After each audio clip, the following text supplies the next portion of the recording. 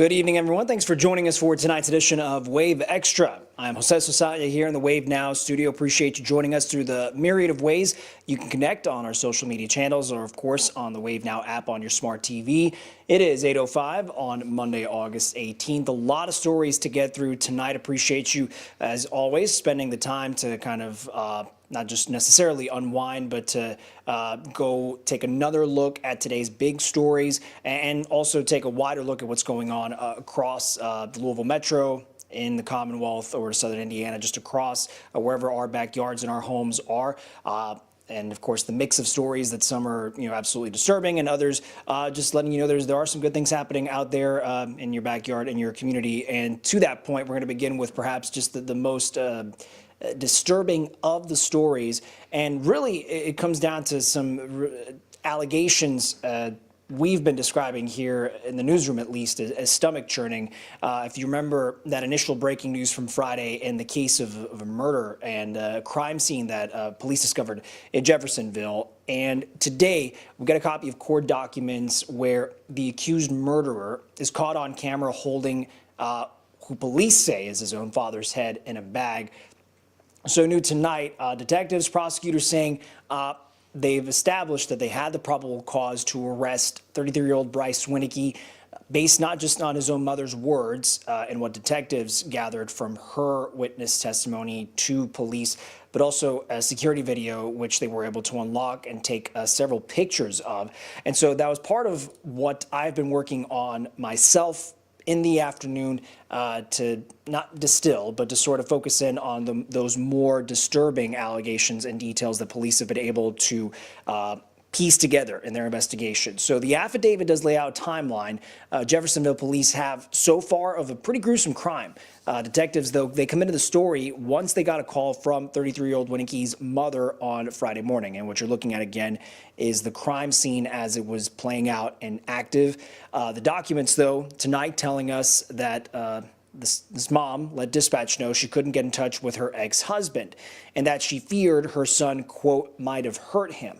Now, further in the affidavit, Winnecke's mother telling detectives the last time she talked to her ex, who in the document, we did see at least the name that Jeffersonville police in the court document disclosed who the victim was as Eric Winnecke.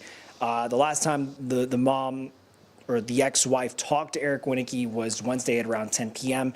In that phone call, telling the victim in the end, unfortunately, that her son was, quote, delusional and acting very weird. And so that was just one piece of what police have established in their puzzle. So move to Friday at around 9:15, again, reading the affidavit and the copy we all now have in our possession to read through. The document reveals the mom told officers her son grabbed what she described as a knife from her drawer, and this was at her house on Callaway Drive, and that he flew out of her home to go where that was. She was not entirely sure. Take you to here, the scene where, if you remember around Friday afternoon, where SWAT officers had come in to try and take Winnecke into custody. Now, the affidavit says it wasn't until the woman and her other son came to the home on Summerlin Drive on Friday, and that they saw blood all over the home, letting them know something had gone horribly wrong. So this is us reading further into the affidavit, saying that she had called her son, Bryce Winnecke, over the phone. He said, quote, "I went over to Dad's house because he's the evilest person that ever lived. I cut his head off," end quote. So that is verbatim, at least as it was written within police's affidavit to the court. Now, in the same document, another Jeffersonville police officer says that he witnessed Winnecke walking to that house, so the second of the houses on Callaway, with a plastic grocery bag and something inside it. What it was, he could not tell then, but he also saw Winnecke holding a large knife in his right hand. There you're seeing and hearing the sirens from the ambulance that had come out of that crime scene. So the latest update on top of course, the affidavit and the allegations within it are Winnecke was expected in court today. That was not to be because the court administrator told us there was some kind of medical issue, but it turns out he is now due in court tomorrow at 1:30 p.m. The expectation is we'll have a crew to at least, if not be there present to document it. That's plan A. But plan B, to just take from the feed and see whatever we're able to find out from a judge's decision in that first appearance. And what I just listed is only the first part, or at least within the first half of the affidavit and the allegations that are laid out in that. And so, again, the gruesome details is just part of the investigation and the accusation as to what happened. For those of you just joining in, again, the big story and something we're going to touch back on tonight on Wave News at 11. Horrifying allegations of a son accused of decapitating his father. Police saying the suspect's mom and brother were actually the ones who found the body in question. So again, court documents letting us know, called to 911, got the murder investigation going with detectives. You're seeing there what was brought in for EMS or whatever they're able to transport out there, but you're seeing quite an active scene initially there on Friday afternoon. And as part of my work today to make sense of the affidavit, we found out what police say they were able to discover when they went to the first crime scene and what they didn't find at first glance. So after they got a search warrant, Jeffersonville police found a bloodied kitchen at the home in Summerlin Place. Once inside the victim's bedroom, they learned that he had been attacked. In fact, he'd been stabbed several times. So what you're looking at is a sequence of those security camera images, and we'll make sure to loop that around. I might see if I can take us back a little earlier in this video. Okay, so we're back at part of the scene where investigations were going on. Now, police in the affidavit writing, they could not find Eric Winnecke, the victim, his head within his home on Summerlin Place. But the documents, again, say detectives soon noticed he did have a Ring security camera system. Based on what they could find, they took some still photos of what the camera was able to record. Here's where we start. We looked at the pictures just before midnight last Wednesday. That's Bryce Winnecke, according to his brother, confirming as the person who went into the home. Winnecke is then seen leaving after midnight from Wednesday, so this is Thursday morning, into the car. Those daylight pictures are around 9:45 last Friday morning, and this time police say they were able to positively ID him as Winnecke, walking out of his father's home carrying, quote, a plastic bag with an object of significant size. That is the exact quote from police's and the detective's affidavit there. So, again, moving through the timeline, saying that SWAT eventually did arrest Winnecke, and when they arrested him, officers found red matter and hair on the suspect's hand. That's how they described it. And then with a search warrant to the Callaway Drive home, detectives then found a series of items, and the most chilling and gruesome of them all was, unfortunately, again, the victim's head in the bag. And so we're expected to hear whatever else prosecutors are able to bring that they have knowledge of in this case tomorrow afternoon at 1:30 in the case against Bryce Winnecke. Once we're set up to have the cameras there and a reporter there to share those updates with you, of course, we will let you know on your smartphones if you have signed up for the Wave News app, and breaking all of that detail and information and update down, of course, throughout the rest of the afternoon. So make sure to join us on tomorrow afternoon. All right, I'm going to move on to more big stories of the day. And in this case, this was a sort of decision in another court case. And if you've been someone who's followed sort of this edition of Wave Extra, when it started in earnest, that a lot of our coverage and the time we would spend here in studio with our legal analyst, Leland Holbert, was pertaining to the Crystal Rogers case and the three men, two of whom were tried in the same trial. So this was a breaking news alert right before 5 o'clock this afternoon that the sentencing for Brooks Houck and Joseph Lawson, who were both convicted in what happened to Crystal Rogers' Bardstown mom, that has been delayed. I'm going to take you again to some visual mediums here and just some things to remind you of who we're talking about. So Brooks Houck, again, Crystal's boyfriend at the time she disappeared. Joseph Lawson, someone who was connected to Houck through a work relationship, and then perhaps the connection, another connection point in the link is Joseph Lawson's father, Steve Lawson. But again, the date for their respective sentencings has now been pushed back to September 17th. A judge says the date change is happening because apparently Joseph Lawson is dealing with some serious health issues. As it stands, before we even get to this new date in mid-September, that the jury recommended 20 years in prison for Lawson and a life sentence for Brooks Hauk. A reminder, the third man convicted in the case was Stephen Lawson. He has since been sentenced to 17 years in prison. That happened a little earlier this month. All right, moving on to more of today's big stories and headlines. Here you're seeing this investigation involving St. Matthews Police, and at last check, a man was fighting for his life after he was shot allegedly by his stepson. I believe the name is Dionys Lee Jr., was charged with assault and domestic violence. In this case, police say it happened just before 11 Saturday morning at the Jamestown Apartments on Markham Lane. Officers telling us that there was an apartment with the door open, two people standing outside, and a gun on the ground. And they told police someone inside the apartment was shot. Lee's arrest report tells us that the victim was, in fact, his stepfather. So as far as updates in that investigation go, we'll make sure to share those with you as we do get them. Moving on to this next story, we had come across in our reporting here in the office at Wave News, Indiana State Police, in their effort to try and recover stolen cars. They're saying new technology is really helping them do that at a much better pace. So troopers from ISP within the Indianapolis Post say they've now recovered 336 cars since the start of the calendar year, 2025. They've then led to several arrests. So for the cars that they have recovered, that's led to some suspects. The recent increase in availability of license plate reading cameras. That's what troopers say has really helped them find, track down, bring these cars back.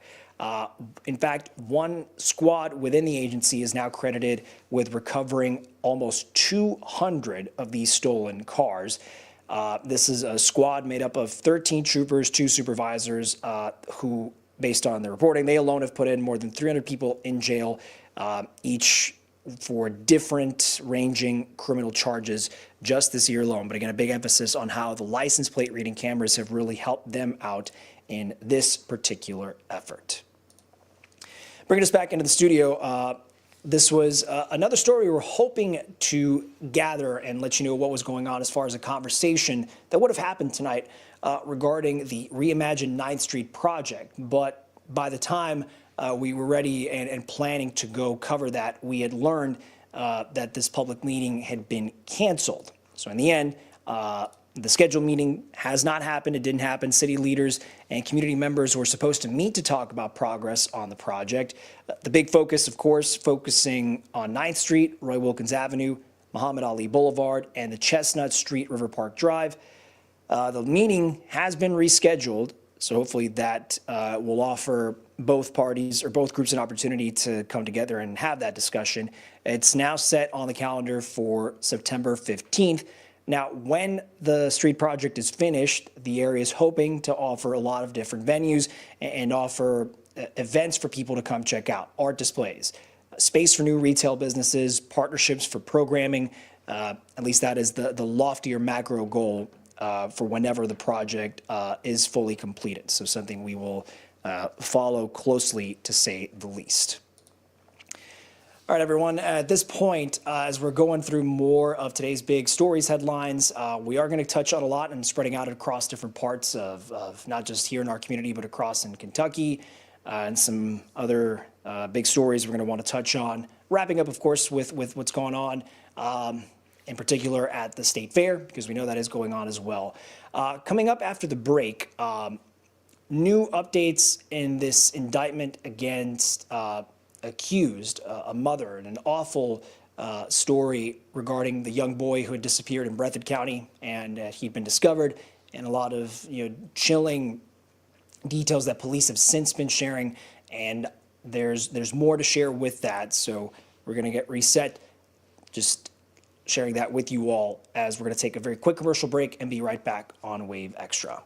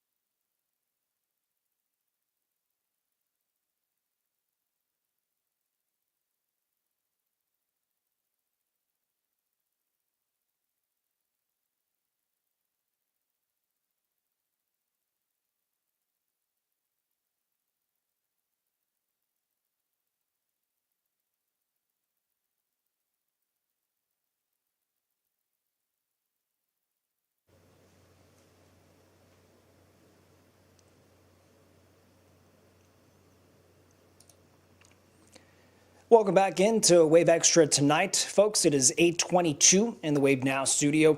As I mentioned before we went to break, expanding just another story that's captured a lot of people's attention online, of course, across the Commonwealth, just by the nature of how tragic and troublesome the details have been. And a mother charged with killing her 10-year-old son back in court today. This was what was discovered out in Breathitt County.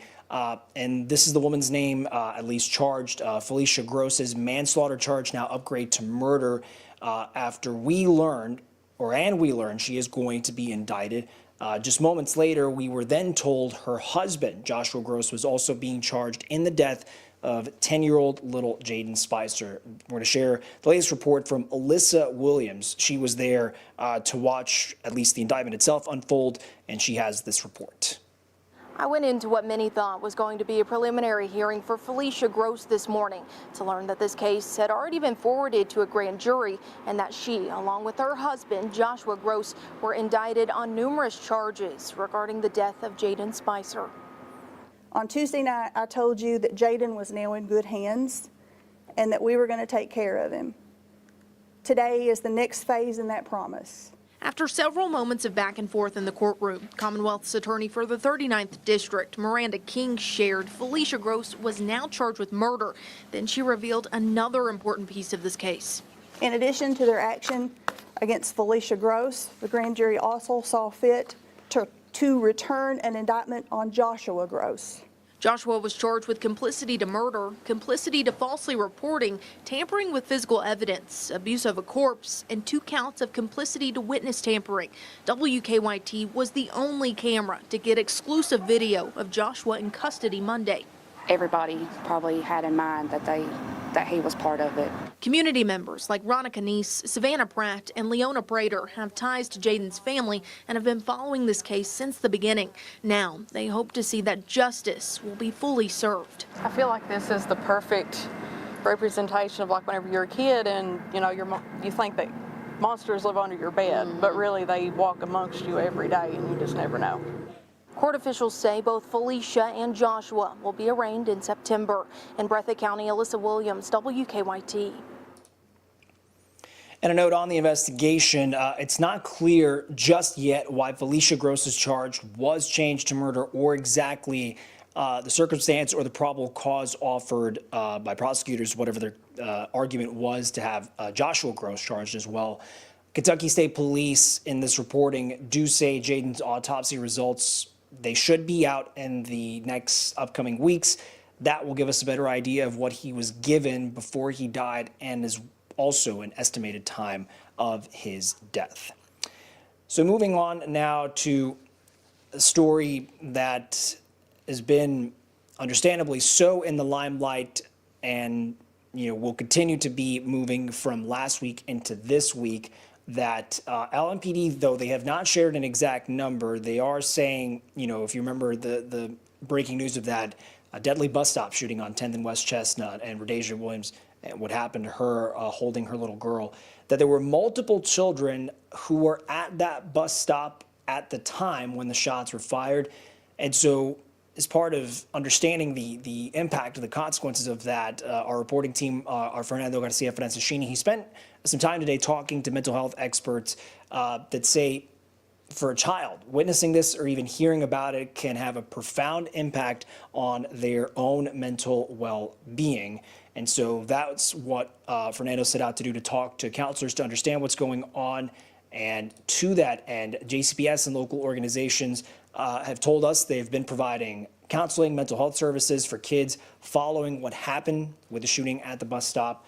The counselor that he talked to today says parents should also be paying attention to how their kids are sort of behaving and what they're showing at home. And this is who Fernando talked to today. That's Dr. Charles Pemberton. He says children react to traumatic events differently depending on their respective ages. So he argues, for example, the youngest children may be mostly impacted by the loud noises of gunfire.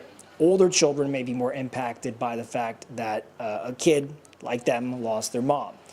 Pemberton says that is why it's important for parents to be there for kids no matter if they're talking or not, just to not pressure them and to just be there present with them.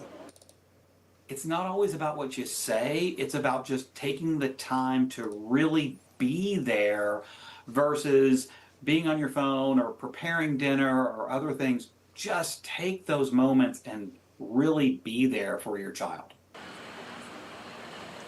Pemberton goes on to say parents, if they're struggling to find a path, they can start having that conversation with their kids, that he recommends reaching out to your respective school for your child. They might have extra resources that can help navigate those discussions and those emotions. And the Pemberton adds, families who need immediate help can also reach out to immediate hotline resources like the 988 crisis hotline is something available for you if you so needed it. But obviously a devastating impact, not just to the family of the victims there, but to the general community and their feeling of lack of safety in that regard. Let's see if I can pull up this next story. And so to that end of the suspects that LMPD is looking for, and their focus has been sort of what they're describing as youth offenders, in essence, who they believe the suspects are teenagers who would have been armed and caused this, and who are the ones who are responsible. But in the aftermath, a lot of city leaders, even Commonwealth prosecutors, have been pretty adamant in supporting what's called a parental responsibility law, and they're hoping this is a way for a community, at least as a tool, to prevent teens from shooting people. There's no new legislation written on this yet, nothing concrete necessarily in the works, but our David Mattingly did spend time looking at the story today. On one hand, he says Mayor Craig Greenberg in Louisville says parents should be held accountable for their kids, and so David today went to see what LMPD thought about this particular tool, and this is what he found.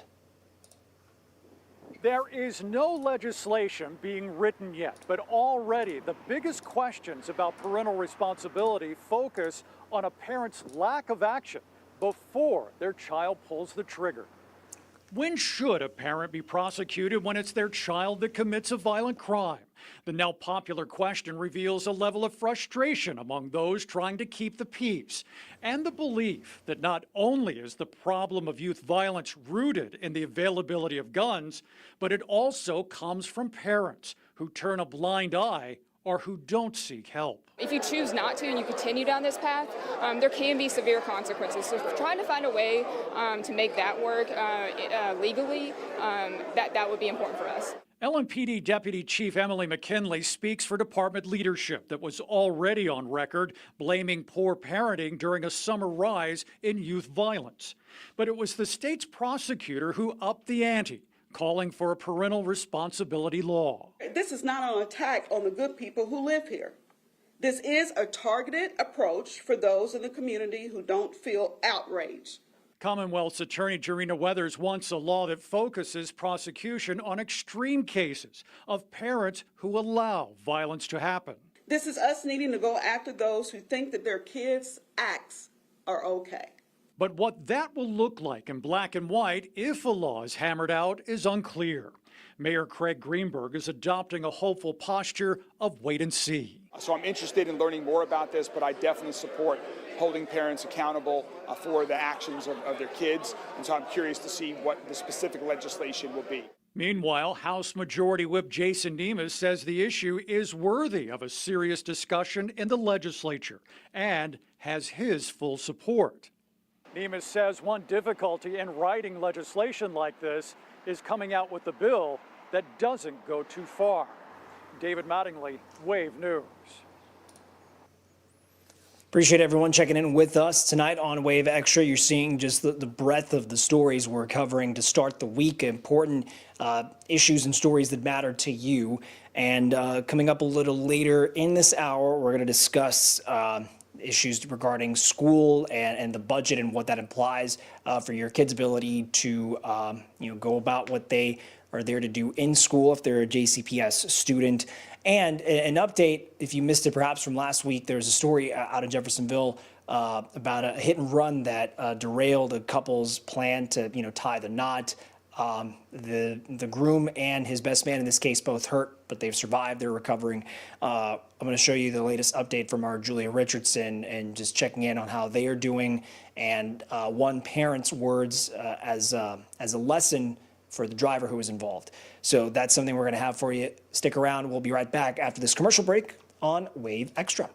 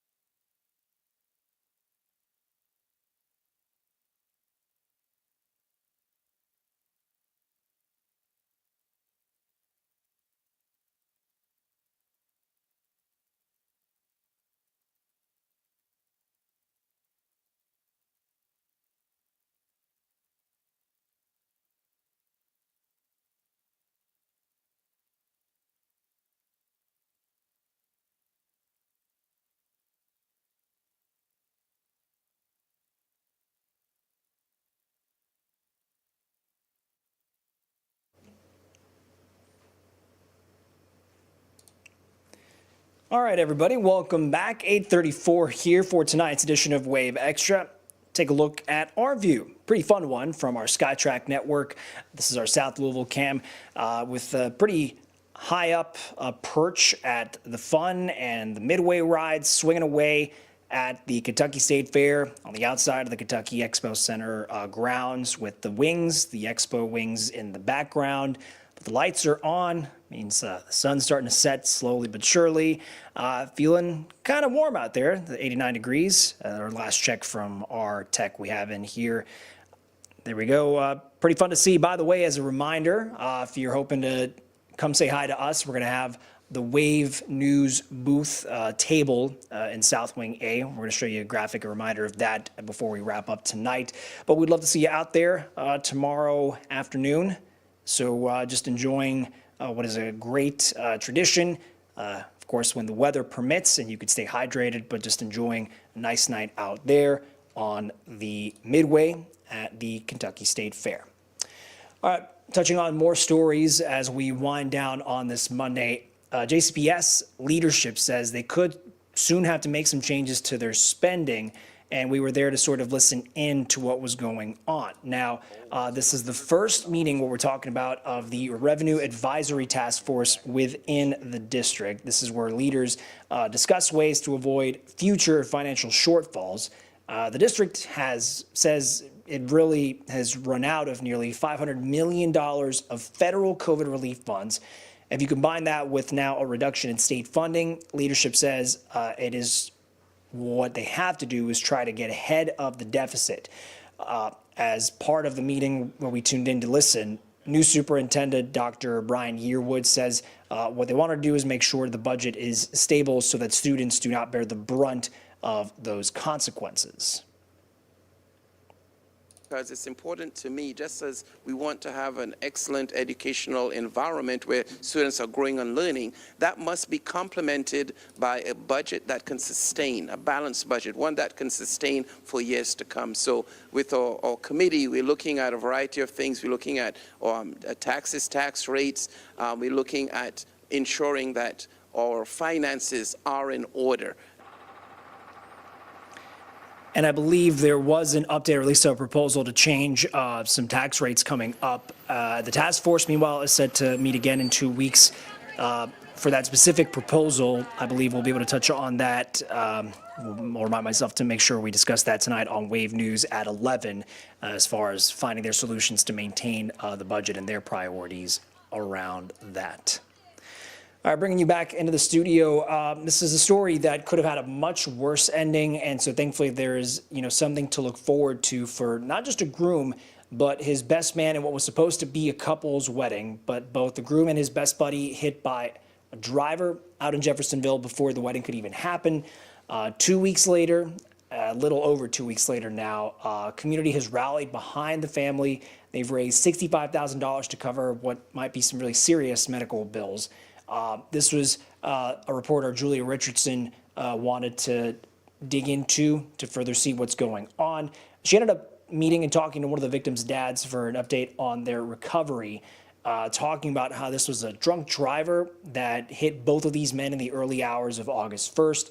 They were left unconscious when police found them, and one of the men was hours away from his wedding, but now what he's focusing on is his recovery to make that dream a reality. At around 1 in the morning on August 1st, Rich Ottersbach got a call that his son, Lincoln Ottersbach, and his best friend, Kirk Newtalk, had been hit by a car in Jeffersonville. I didn't know for that 20-minute drive over here whether he was going to be alive or dead or what it was. Both Lincoln and Kirk suffered head injuries and several broken bones. Kirk and his wife are expecting their first child in November, and Lincoln was just hours away from his wedding, where Kirk would be his best man. Now, they aren't sure exactly when that wedding will happen. Everybody at some point in time thinks, why me? And his exact words to me was, I'm doing everything right, Dad, why me? I'm doing the good things. Like, for whatever reason, the Lord didn't want us to have that. This wedding didn't happen.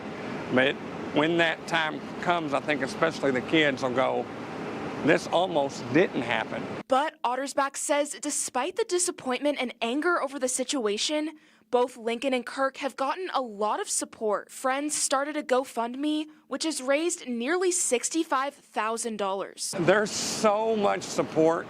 It's been unimaginable. That's going to help the kids get through just paying the bills they have to between now and recovery.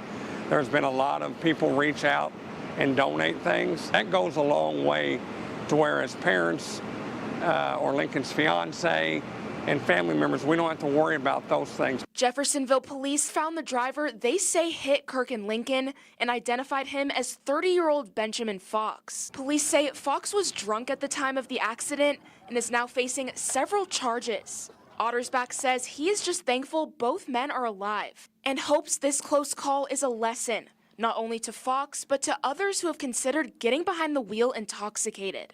You go from anger and you realize that the courts are going to do what they have to do.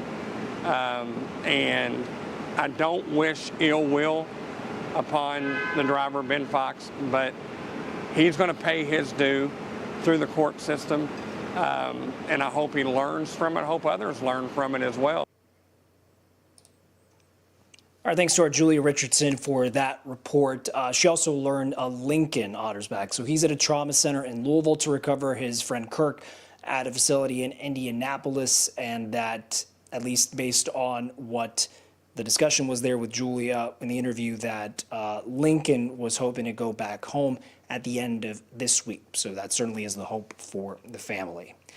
All right, everyone, we're going to reset for a little bit just to end on some stories I want to share with you about not just the community, neighbors in one part of the metro banding together, but also just to see what's going on out there and something to look forward to if maybe you haven't checked these places out.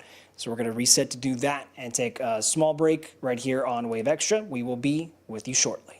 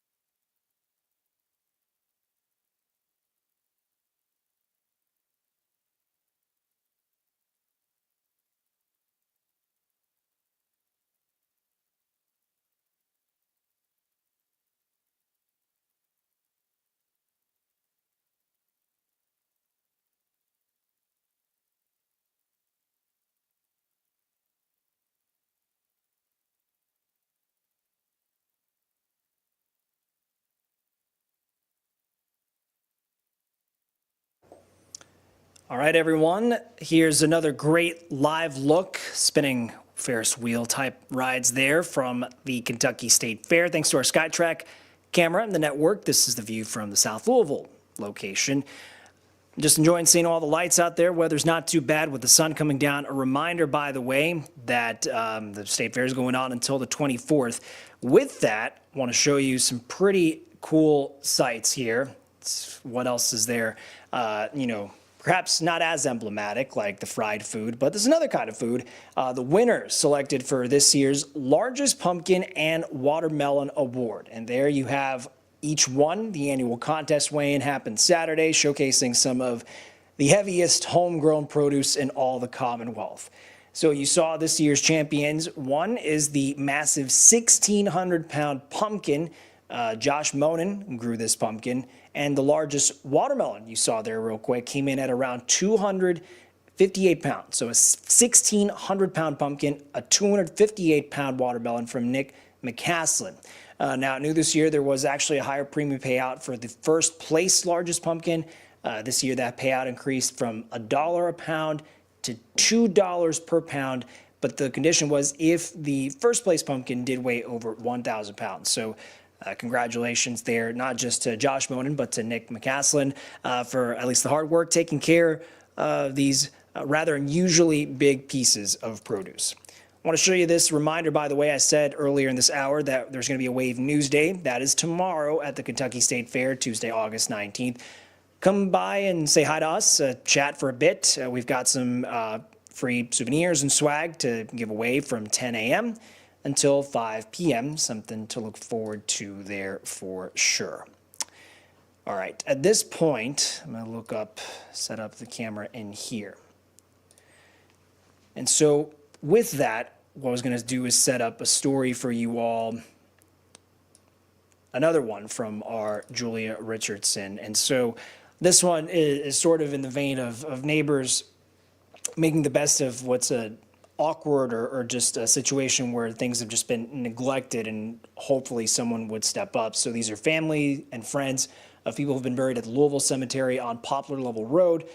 Some decided to just simply take things into their own hand, just to clean up and offer the place a little more of the dignity that they were wishing was there. And so wanted to share that little update from our Julia Richardson with you tonight. Brother, uncle, grandmother, just everybody's buried here. I always came up to his graveyard ever since I was a child. Antonio Neal says he frequently visits the Louisville Cemetery, but recently he's noticed something different. You got to do is to see your people's tombstone. I have no idea who it is, but... Several grave sites are unkempt, with some tombstones completely hidden under brush and grass. It's more. Neal says he's tried contacting those in charge of the cemetery many times, including visiting the office and making phone calls, but he's heard nothing back. Eventually, he decided to take to social media. I went live so everybody can see it, because some people ain't been up here in years, you know what I'm saying? It's just hard to come up here and see your people in the ground, but then when you got to come, and you come to see us. Oh my God. That's your mom? Oh my God, baby. I'm sorry, baby. I'm here, baby. I'm here, baby.